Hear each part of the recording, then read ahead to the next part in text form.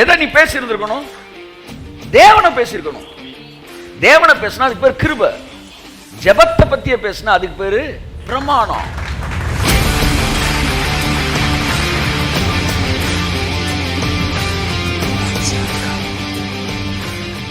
அவன் பாட்டு பாடுறான், ஆனா நான் இருக்கிறேன்னு நம்பாம பாடிக்கிட்டு இருக்கான். இவன் திட்டினா கூட நான் உட்கார்ந்து இருக்க நினைச்சு திட்டிக்கிட்டு இருக்கான்டா.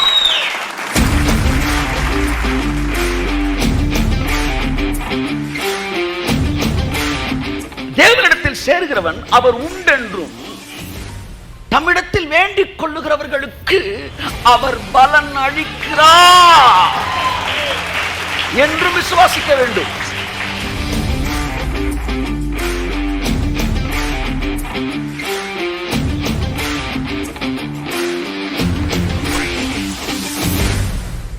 என்ன சார், உங்க பிள்ளைய நீங்க எதுக்கு சார் நேசிக்கிறீங்க சொல்லுங்க. ஐயோ எனக்கு பாடுகள் பட்டாய மகனே அப்படியா? அவன் ஒண்ணுமே பண்ணல, அவன் பாட்டுக்கு பால குடிச்சு கும்முன்னு தூக்கத்தை போட்டுக்கிட்டு இருக்கான். ஆனா எங்கேயோ இருந்து ஒண்ணு வருது பாருங்க, அதுக்கு பேர் நான் love.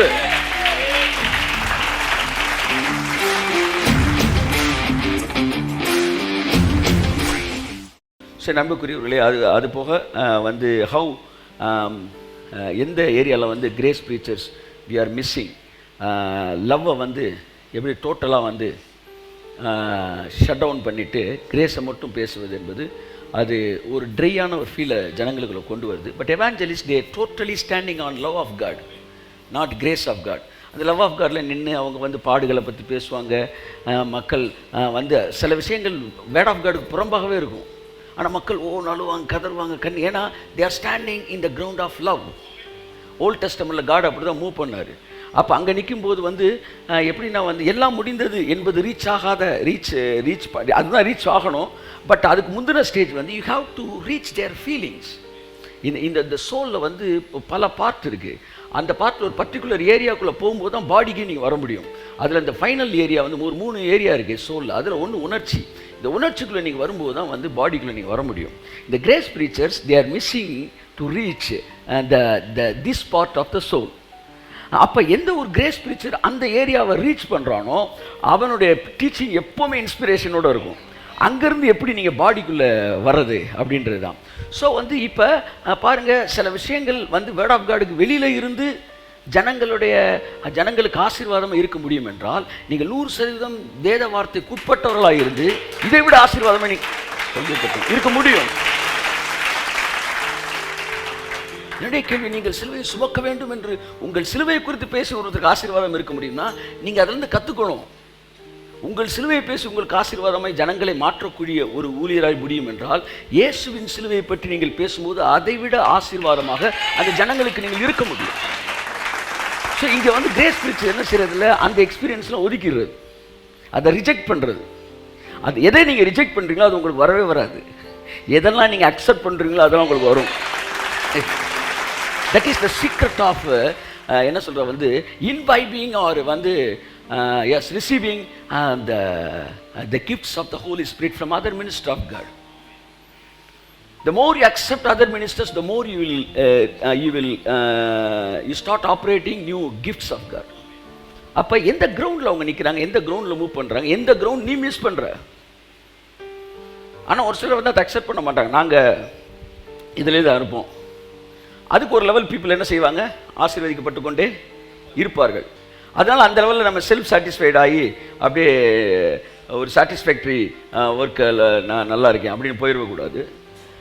So how a grace preacher can be blessed to more people, இன்னும் அதிகமான நபர்களுக்கு எப்படி நான் ஆசீர்வாதமாக இருக்க முடியும், இது எப்படி அடுத்த கட்ட லெவலில் வந்து ஜனங்களுக்கு நிச்சயமாக அதற்கு பிறகு வந்து பீப்புள் கேன் என்ன சொல்ல வந்து ஃபீல் த சேம் இன்ஸ்பிரேஷன். இதெல்லாம் நீங்கள் பார்த்தீங்கன்னா கிரேஸ் ப்ரீச்சர்ஸ்லேயே சிலருடைய டீச்சிங் கேட்கும்போது உங்களுக்கு இன்ஸ்பிரேஷன் ஓவராக இருக்கும், சிலருடைய டீச்சிங் கேட்கும்போது உங்களுக்கு இன்ஸ்பிரேஷன் கொஞ்சம் டல்லாக இருக்கும். ஆனால் மேட்ரு ரைட்டு தான், நிலைப்பாடை பேசிக்கிட்டு இருப்பாங்க. ஆனால் சிலர் பேசும்போது அந்த நிலைப்பாடு உறுதிப்பாடாக மாறும்.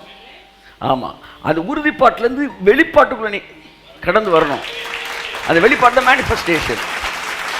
சரி அன்புக்குரியவர்களே, so God is ready to do these all things for the glorification of his crucifixion. அதாங்க மேட்டர். இப்போ நம்ம வந்து ஒரு ஒரு சத்தியம் தப்பு அப்படின்ற இடத்துல, சத்தியம் தப்புன்ற விட ஒரு குறைவான சத்தியம் என்கிற இடத்துல சத்தியம் குறைவுன்னு சொல்லி அதிலிருந்து நடக்கிற மேனிஃபெஸ்டேஷனை நீங்கள் இக்னோர் பண்ணவே கூடாது. நீங்கள் எந்த ரூட்டில் வரணும்னா, இந்த குறைவான சத்தியத்துக்கு எவ்வளோ மேனிஃபெஸ்டேஷன்னா நிறைவான சத்தியத்துக்கு எவ்வளோ அப்படி வரணும். நீங்கள் அந்த பாசிட்டிவ் ஆட்டிடியூடு வந்து உங்களை இன்னும் ஹை லெவலுக்கு கொண்டு போயிடும். இந்த ஒரு விஷயத்தை நீங்கள் 100-150 வருஷம் டயர்ட் இல்லாமல் செஞ்சுக்கிட்டு இருக்கலாம்.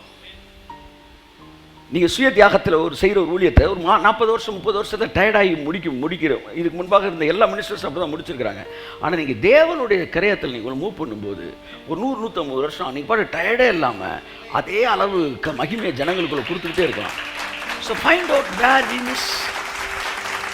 எங்கே நம்ம மிஸ் பண்ணுறது? கிரேஸ் ப்ரீச்சர்ஸ் வந்து என்ன செய்யணும்?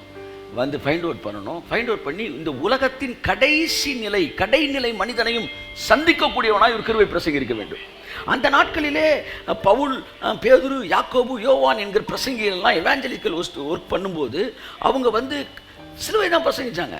ஆனாலும் they reached people. நீ கிரேஸ் ப்ரீச்சர் என்ன நினைச்சிருக்கீங்க? அப்படி அசையாமல் நின்று ஒரு மாதிரி ராவா பேசிட்டு போயிடுவாங்க. அவங்களால வந்து ஜனங்களுக்கு உணர்ச்சியோடு பேச முடியாதுன்னு ஒரு ஃபீல் வந்து என்ன செய்யுது? ஒரு ஃபீல் இருக்கு இல்லையா? ஆனால் உண்மையிலே அவங்களாம் அப்படி இல்லை. ஜனங்களுடைய உணர்ச்சியை அவர்கள் சிலுவையின் வழியாக தொட்டார்கள். It's very important. இட்ஸ் a top secret I am talking to you. ஆகவே நண்புக்குரியவர்களே, ஸோ இந்த விஷயங்கள் எல்லாம் வந்து த நெக்ஸ்ட் லெவல் ப்ரீச்சர்ஸ் நம்ம கொண்டு போக போகிறோம். இன்னும் அதிகமான பேருக்கு எப்படி ஆசீர்வாதம் இருக்க வேண்டியது? லவ்ன்ற ஏரியாவை டோட்டலாகவே கிரேஸ் ப்ரீச்சர்ஸில் நிறைய எல்லா கிரேஸ் ப்ரீச்சர்ஸ் சொல்ல நல்லா நிறையா பண்ணிக்கிறோம். ஒரு மினிமம் லெவல் பீப்புள் வந்து வி ஆர் மிஸ்ஸிங் வாக்கு தத்துவம். அப்போ நீங்கள் கிரேஸ்குள்ளே என்ட்ரு ஆகுறதே லவ்வை வந்து என்ஜாய் பண்ணுறதுக்கு தான். அப்போ வந்து ஜனங்களுக்கு அந்த அன்பை வாரி வழங்குவது தான் ஒரு பெரிய விஷயம். அப்போ வாக்குத்தத்தங்கள் இந்த காரியங்கள் எல்லாம் வந்து பரிசுத்த ஆவியானவர் மூலமாக தேவனுடைய அன்பை இந்த ஜனங்களுக்கு அன்பில் எப்படி காட் மூவ் பண்ணார். பல நேரங்களில் தேவன் லவ்வில் மூவ் பண்ணும்போது வேர்ட் ஆஃப் காடுக்கே அது பொருந்தாமல் இருக்கும். வேர்ட் ஆஃப் காடுக்கே பொருந்தாது. என்னன்னு கேட்டால் சொல்ல லவ் இஸ் பிளைண்ட் அப்படின்ட்டு போயிடுது. அதுக்கு ரீசன் என்ன? உனக்கு வேர்ட் ஆஃப் காட் தெரியாதனால நான் அந்த லெவலுக்கு வர வேண்டியிருக்கு. அதுதான் மேட்ரு. அந்த லெவலுக்கு வருவாரா? பாவத்தே வாங்கிட்டாரு, அந்த லெவலுக்கு வந்துட்டாரு, செய்ய மாட்டாரா? அப்போ நீ வேர்ட் ஆஃப் காட்டில் நல்லா கொஞ்சம் வளர்ந்தவங்களா இருக்கும்போது உங்களை அந்த ஸ்டாண்டர்டில் டீல் பண்ணுறாரு. அப்போ இந்த ஸ்டாண்டர்டில் கொஞ்சம் குறைவான அறிவிலே நீங்கள் தேவனுடைய அன்பை நீங்கள் என்ஜாய் பண்ண முடியும்னா, நிறைவான அறிவு வரும்போது ஒரு வேற லெவலில் காட்ஸ் லவ்வை நீங்கள் என்ஜாய் பண்ணணும். கையை தட்டுங்கலாம். நான் 1990 இயேசு கிறிஸ்துவை ஏற்றுக்கொண்டு போயிட்டு இருக்கும்போது பணப்பிரச்சனை வறுமையில் இருக்கும்போது என்கிட்ட வந்து தேவன் பேசினார், ஆவியானவர் பேசியிருக்கிறாரு. இங்கே பார்ப்பா, நீ எப்படி கஷ்டத்தில் இருக்க பார்த்தியா? இப்படி தான் நான் கூட இந்த பூமியில் இருந்தப்போ பணப்பிரச்சனையில் இருந்தேன் என்று சொல்லும்போது கண்ணிலேருந்து கண்ணீர் வரும். அந்த வறுமைக்காக நான் நன்றி சொல்லியிருக்கேன். ஆனால் ஒரு பெரிய கன்சோலிங் இருக்கும். எனக்கு அந்த ஸ்பாட்டில் தேவை கன்சோலிங் தான். அந்த ஒரு நிமிஷத்தில் நான் பணக்காரனாக முடியாது என்றாலும் ஒரு நிமிஷத்தில் எனக்கு உடனே கன்சோலிங் தேவைப்படுது. குறைவான அறிவு, அந்த அறிவில் வந்து என்கிட்ட வந்து இல்லைப்பா நீ தப்பான ஒரு பொசிஷனில் இருக்க, நீ பணக்காரனான்னு பேசியிருந்தா இன்னும் கில்ட்டி கான்சியஸ் எனக்கு வந்திருக்கும். நான் அப்படி தான் கஷ்டப்பட்டுருக்கேன் போது. ஆனால் இப்போ தேவனை கன்சோல் பண்ணுறாரு. இது வேற லெவலில் கன்சோல் பண்ணிட்டு இருக்கிறாரு. ஏன்னா அவருக்கு நல்லா தெரியும், தம்பி 15 கோடி 20 50 கோடிலாம் தர முடியாதியா, நானும் இப்படி தான் என் பணத்தை கஷ்டப்பட்டு இப்போ பேசுகிறேன். இல்லை 50 கோடி எப்படியா 10 ஒரு 500 கோடியா வாங்கிக்க, இந்த லெவலில் வராரு. இந்த கன்சோலிங் வேற மாதிரி இருக்கு. So more you understand the word of God, you can enjoy the level of God's love in another ground. ஆகவே இந்த ஏரியாவை இந்த grace preachers must find it out. So பல விஷயங்களை நீங்கள் வந்து அப்டேட் ஆக வேண்டியதாக இருக்கிறது. நமக்கு அந்த அப்டேஷன் என்ன செய்யுதுன்னா உங்களை அப்படி வேறு லெவலுக்கு கொண்டு போகுது. ஸோ ஆகவே God is ready to do anything. தேவன் எப்போவுமே பாருங்களேன், சபைக்குள்ளேயும் சரி வெளியும் சரி ஈக்குவலாக தான் அவளை பார்க்குறாரு. அன்றைக்கி நினைப்பது போல் எவாஞ்சலிக்கல் ஒர்க்கில் வந்து நிறையா பண்ணுறாரு அப்படிலாம் கிடையவே கிடையாது. ஏன்னா வந்து 10 அற்புதத்தை தேவன் எகிப்தில் செய்தார் புறஜாதியில் முன்பாக, 10 அற்புதத்தை வனாந்தரத்தில் செய்தார். மொத்தம் 20 அற்புதம். வனாந்திரம் வந்து சபையை கொண்டு போகிறாரு. உள்ளே இருக்கிறவன் எல்லாம் ரசிக்கப்பட்டவன், வெளியில் இருக்கவன் 10. வெளியில் 10னா உள்ள 10. கையை தட்டு. ஒரு காலத்துல என்ன சொல்லிட்டேன், நான் வந்து இந்த விஷயங்கள்லாம் இதுக்கு தான் இந்த விஷயங்கள் இது கிடையாது. இன்னும் பைபிள் ரொம்ப தெளிவாக இருக்குது. So you are the people who must be blessed more than the Gentiles. அவர்களை பார்க்கலாம் அதிகமாக ஆசீர்வதிக்கப்பட வேண்டியவர்கள். ஸோ இந்த கண்ணு எப்போ திறக்கப்படுறதோ ஊழியக்காரனுக்கு அன்னைக்கு தான் சபையை ஜனங்கள் வந்து மிகவும் அதிகமாக ஆசீர்வதிக்கப்பட்டவர்களை மாறுகிறார்கள். ஆமென் சொல்லுவோம். So the world, the best and one and only gospel is the crucifixion of Christ, the praise of the crucifixion. அதை மிஞ்சின சத்தியம் எதுவுமே கிடையாது. But the problem is how we present it to the people. அதை ஜனங்களுக்கு எப்படி கொடுக்கிறோம் என்பதில் தான் விஷயம் இருக்கிறது. எனக்கு பெரிய ப்ராப்ளமானது தான். நான் 23 வருஷம் இன்ஸ்பிரேஷன்லேயே ப்ரீச் பண்ண ஆளு. நான் அங்கேயே இன்ஸ்பிரேஷன்லாம் ப்ரீச் பண்ணியிருக்கேன். அழுவேன், ஸ்டேஜில் சிரிப்பேன், ஸ்டேஜில் அழுவேன், ஜனங்கள் அழுவாயேன். வந்து moving of the Holy Spirit இப்படியே இருந்துட்டு இங்கே வந்த உடனே எல்லாம் முடிந்ததுன்றது எனக்கு ஒரு கன்ஃபியூஷன். ஆண்டவரே அந்த ஃபீலிங்ஸ்லாம் இருக்காதான்? அதை விட அதிகமாக இருக்கும். நான் கையை தட்டுகிறேன். The inspiration is the major part of the preaching. The inspiration may come out of வந்து என்ன சொல்ல manifestation of God, moving of the Holy Spirit, whatever it may be. But the man of God, a prophet, must move with inspiration. With inspiration. ஆவியானுடைய அசைவாடுதல். என் அன்புக்குரியவர்களே, இந்த ஏரியாவில் வேர்டுன்ட்டு spirit of the வந்து wind and word, that's very important thing. ஒருத்தர் சொன்ன மாதிரி wind and word, வார்த்தை ஆவியானவர். We have to give much place to the ministry of the Holy Spirit, because new covenant ministry is Holy Spirit ministry. Hallelujah, hallelujah.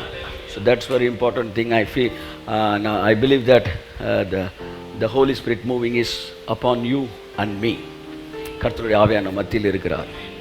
ஆவியானுடைய மனக்கண்களை திறக்கிறார், அவனை மறுரூபப்படுத்துகிறார். how to mix the grace and love அப்படின்ற area பேசுகிறோம். இப்படி பல விஷயங்கள் பேசுகிறோம். நிச்சயமாகவே அதற்கு பிறகு ஜனங்களுக்கு நீங்கள் இன்னும் ருசியுள்ள திராட்சை ரசமாக இருப்பீர்கள். கரங்களை தட்டுவோம். ஆமென். இந்த சோல் இருக்குது பார்த்தீங்களா, இந்த சோலை நீங்கள் நல்லா ஸ்டடி பண்ணிட்டீங்கன்னு வச்சுக்கோங்களேன், நீங்கள் இந்த உலகத்தில் எந்த பெரிய காட்டு மிராண்டிக்கு ஆசீர்வாதமாக இருந்துடலாம். If you understand the nature of the soul. ஏன்னா எல்லாருக்குள்ளேயும் சோல் இருக்குது. சோல்னா வீக் பாயிண்ட்டுன்னு அர்த்தம். எல்லாருக்குள்ளேயும் ஒரு வீக் பாயிண்ட்டுன்னு ஒன்று இருக்குது. அந்த வீக் பாயிண்ட்டை நீங்கள் கண்டுபிடிச்சிட்டிங்கன்னா you can be blessing to anyone. அந்த வீக் பாயிண்ட் என்னென்னா, it's a place. It may be longing for money or longing for love or longing for something. இயேசுநாதர் அந்த ஏரியாவை தான் சாட்டிஸ்ஃபை பண்ண விரும்புகிறார். ஏன்னா பைபிள் அழகாக சொல்லுது, அவர் என் ஆவியை தேற்றியல்ல, அவர் என் சரீரத்தை தேற்றியல்ல, அவர் என் ஆத்மாவை தேற்றி என்னை நீதியின் பாதையில் நடத்துகிறார். Body connected. இந்த பாடி கனெக்டட் எங்கே வருதுன்னா சோலுக்கு போய் தான் வருது. சோல்னு ஒன்று இருக்க தெரியும். சோலுக்குள்ளே எத்தனை ரூம் இருக்குன்றதை நம்ம பார்க்கணும். இந்த சோலில் வந்து நான் மேட்ருக்கு போகிறதுக்கு முன்னாடி ஆவியான பேசினா சில விஷயம் லைட்டாக டச் பண்ணிட்டு போகிறேன். வில் இருக்குது, மைண்ட் இருக்குது, இது இருக்குது, ஃபீலிங்ஸ் இருக்குது, உணர்ச்சி இருக்குது. இதில் வந்து நீங்கள் வேறு எந்த ஏரியாவில் இருந்தாலும் அது கட்டாயம் அந்த ரூட்டுக்கு வரணும். ஆனால் அந்த மூணில் ஒரு ரூட்டுக்கு வந்தால் தான் நீங்கள் பாடியோட அந்த மீட்டிங் பாயிண்ட்டுக்கு வரீங்க. அதனால தான் சிலருடைய ப்ரீச்சிங் அப்படி இருக்கும். ஏன்னா அவங்க சோலில் வாங்கி அதை ஃபீலிங்ஸு கொண்டு வந்து அதை ஃபிசிக்கலாக ரிலீஸ் பண்ணிட்டு இருப்பாங்க பாடியில். நீங்களும் அவ்விதமாக இருக்க கற்றுக்கொள். தேவனுடைய வார்த்தை உங்கள் ஆத்மாவின் முழு பகுதியை நிரப்புவதாக. ஆத்மாவில் மைண்டுன்னு ஒரு இடம் இருக்குது பார்த்தீங்களா, அங்கே போய் உட்காந்துடக்கூடாது. ஆனால் அங்கே போய் உட்காந்தாலே ஆட்டோமேட்டிக் இது எல்லாமே செயின் ரியாக்ஷன் தான். உணர்ச்சி எதை தெரியுமா கேட்கும்? மைண்டு எது சொல்கிறது தான் கேட்கும். மைண்டு வந்து உள்ளுக்குள்ள ஒரு பாம்பு வந்துருச்சு அப்படின்னா உங்கள் உணர்ச்சி ஃபுல்லாக மாறும். மைண்டு வந்து நாளைக்கு உலகம் அழிய போகுதுன்னா இன்றைக்கி உங்கள் உணர்ச்சி மாறும். So your feelings are control by mind. அந்த மைண்டை வந்து வேர்டை வச்சு கண்ட்ரோல் பண்ணிட்டீங்கன்னா உங்கள் ஃபீலிங்ஸ் ஃபுல்லாக அப்படியே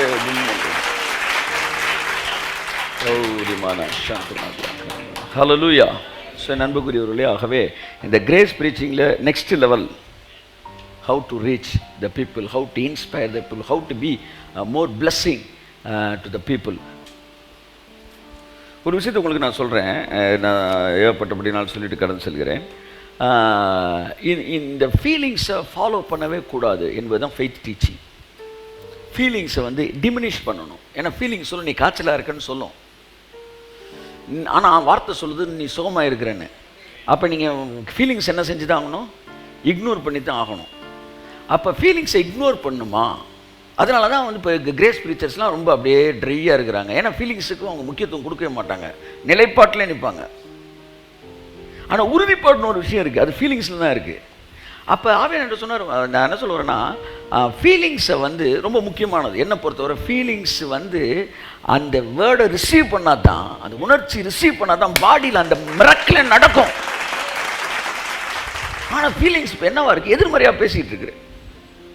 அது எதிர்மறையாக பேசிகிட்டு இருக்கனால பாடி எதிர்மறையாக இருக்குது. அப்போ மைண்டில் நீங்கள் நேர்மறையான வேர்டை வாங்குறீங்களே, நேர்மறையான வேர்டை வாங்கின உடனே ஃபீலிங்ஸை இக்னோர் பண்ணணும். நீங்கள் ஃபீலிங்ஸை இக்னோர் பண்ணணும். ஆனால் ஒன்று தெரிஞ்சுக்காங்க, ஃபீலிங்ஸ் வழியாகத்தான் நீங்கள் வந்து பாடிக்கு போகணும். அப்போ எப்படி நீங்கள் ஃபீலிங்ஸை இக்னோர் பண்ண முடியும்? ஃபீலிங்ஸை இக்னோர் பண்ணும்போது, மைண்டுக்கு முக்கியத்துவம் கொடுக்கும்போது இந்த ஃபீலிங்ஸ் என்ன செய்யும்?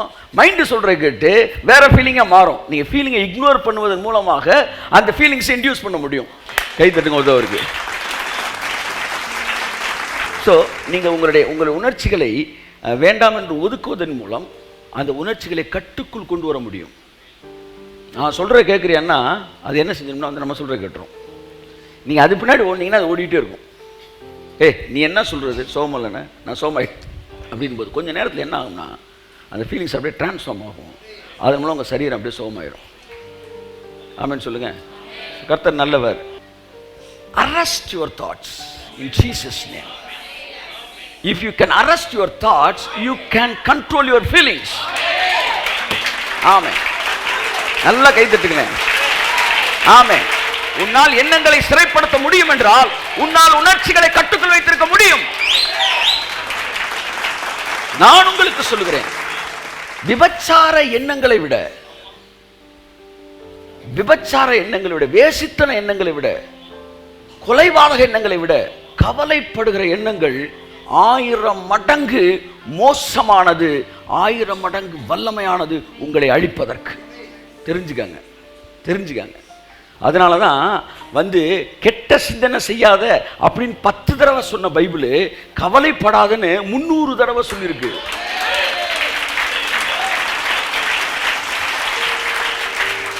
ஆமென். ஆனா நீ கூபா கூபா கூபா கூபா கூபான்னு ஜெபம் பண்ணிட்டு என்ன, எந்த கெட்ட சிந்தனையும் எங்களுக்கு கிடையாது. எங்களுக்கு இருக்கிற ஒரே கெட்ட சிந்தை கவலை தான். இது எப்படி சொல்றேன்னா, நரகத்தின் எந்த ஆவியும் கிடையாது. எங்கள்கிட்ட இருக்கிற ஒரே ஆவி லூசிஃபர் தான். அதான் அப்பனே வந்துட்டான்ல, இருக்கிற தலைவனே தூக்கி தலையில் வச்சுட்ட. அப்புறம் மற்ற ஆவியெல்லாம் என்ன? இருக்கிறது மோசமானது கவலை. உங்களை வந்து அப்படியே வந்து சுருட்டி எரிஞ்சிடும். அதான் நீதிமான் சிங்கத்தை போல. அதான் இந்த வாரம் நான் பேச போகிறேன். கவலை உங்களை கரிக்கிறோம் சார், உங்கள் மூஞ்ச கரிக்கிறோம். நீ விசுவாசியா இல்லையா மூஞ்ச பார்த்தே சொல்லிடுறேன். என்னத்தை ஏதோ கோடி கணக்கில் இன்வெஸ்ட் பண்ணிட்டோம், லாஸ் ஆயிருமா பர்றா. தெருவில் தெரிஞ்ச நீ இங்க இருக்கிற எண்ணெயை சேர்த்து நான் சொல்றேன், தெருவில் தெரிஞ்ச நம்ம. ஆமென்.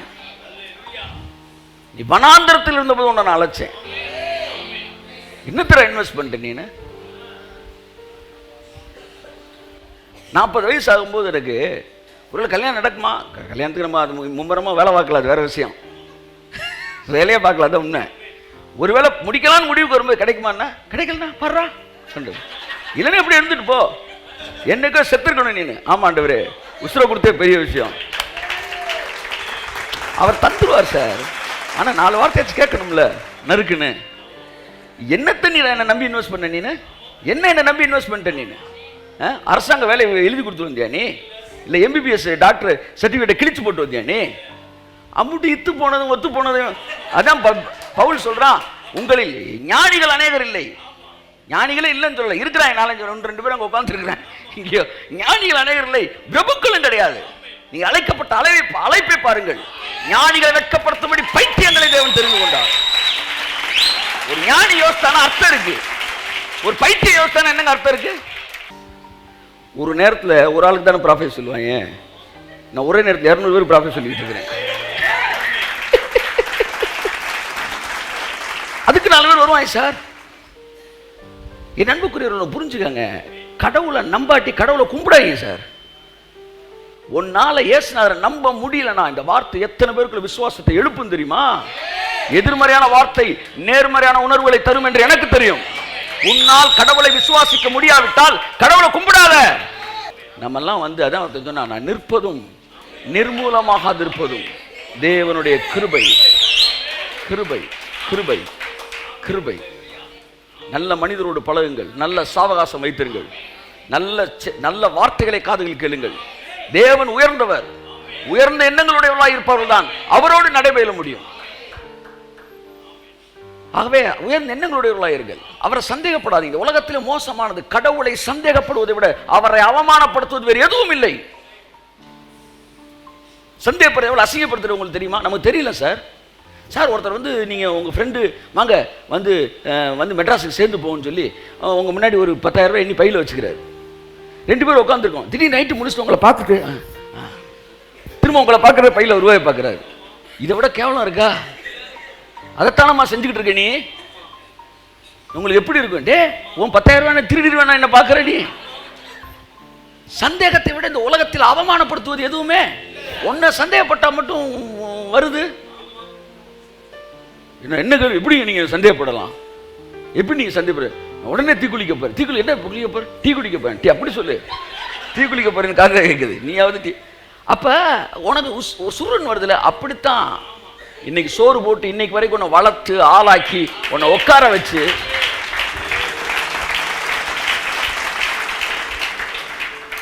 நீ தப்பு பண்ணிட்டீங்கன்னு ஒரு தடவை நான் பேசிக்கிட்டு சொன்னேன். ஆமா தப்பு தான் பண்ணிட்டேன். உன்னை இவ்வளவு தான் பேச விட்டு பார்த்துக்கிட்டு இருக்கேன் பார்த்தியா, அதான் நான் செஞ்ச பெரிய தப்பு. கழுவி விடுங்கள் உங்கள் சிந்தனை. நான் சொல்றேன், யெகோவா ஈரே என்றால் எல்லாவற்றையும் பார்த்துக்கொள்வார். அவ்வளவுதான். அதான் சொன்னாரு, ஒரு சிறிய காரியம் முதற்கொண்டு உங்களால் செய்யக்கூடாது இருக்க. அதைத்தான் இப்போ இவ்வளோ நேரம் என்னுடைய ஸ்டைலில் உங்கள்கிட்ட பேசுனேன். நான் சிறு காரியம் முதலால், அற்பமான காரியம் முதலால் உங்களால் செய்யக்கூடாது இருக்க ஒன்றையும் குறித்து கவலை. அப்படின்னா என்ன அர்த்தம்னா, உன்னால 10 காசு நகட்ட முடியுமா? அப்புறம் என்னத்தை உட்காந்து விடிய நீ கவலைப்பட்டு மண்டையில கொட்ட போறேன். நீங்க நீ கவலைப்பட்டு காலையில் உனக்கு 10,000 ரூபாய் 1 லட்ச ரூபாய் நீ கொண்டு வந்துடும் அப்படின்னா நீ கவலைப்படு. உன்னால ஒன்றும் முடியாதுல்ல சார். நான் சொல்றேன் சார், நாளை காலையிலக்குள்ள 5,000 ரூபாய் நீ கொடுக்கணும். இல்லாட்டி கணக்காரன் ரோட்டில் வந்து கத்துவான் அப்படின்னா அந்த 5,000 ரூபாய் புரட்டுறதுக்கு நீ ஓடுவீங்களா ஓட மாட்டீங்களா? கட்டாயம் ஓடுவேன். ஏன்னா 5,000 ரூபாய் நம்மளால் புரட்ட முடியும். காலையிலக்குள்ள 50 லட்ச ரூபா கொடுக்கணும். நான் பெசாம ஃபேனை போட்டு விரிச்சு தூங்கிட வேண்டியதுதான். ஏன்னா நம்மளால பொத்திட்டு பெசாம அப்படி தூங்க வேண்டியதுதான்.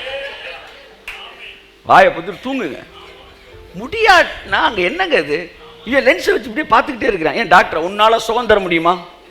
உன்னால சுகம் கொடுக்க முடியும்னா லென்ஸை வச்சு பாரு. எய்த்தாப்பில் படுத்துருக்கிறவன தூங்கிட்டு இருக்கிறவன நம்மளால ஒன்றும் முடியாது. நம்மளால ட்ரீட்மெண்ட்டு நமக்கு என்ன செய்ய முடியாது, செல்ஃபாக கொடுக்க முடியாது, இல்லை ஒன்றும் பண்ண முடியாது. அதை விட்டுட்டு லென்ஸை போட்டுட்டு இப்படியே பார்த்துக்கிட்டு இருந்தா ஒரு அற்ப காரியம் உங்களால் செய்யக்கூடாது இருக்க. அப்ப எதை குறித்து கவலைப்படாம உன் சரீரத்தில் 1 முழத்தை கூட்ட முடியுமா, இல்லை குறைக்க முடியுமா? அப்புறம் ஏன்டா கவலைப்பட்டுக்கிட்டு இருக்கிற? அமைதியாக எந்திரிச்சு வீட்டில் போய் டீயை குடிச்சிட்டு தூக்கத்தை போடு. வராதது என்ன சொல்லுவாப்புல, வரும்ன்றது எப்படியும் வராமல் இருந்துராது, வராதது எப்படியும் வந்துடாது. அவ்வளோதான்.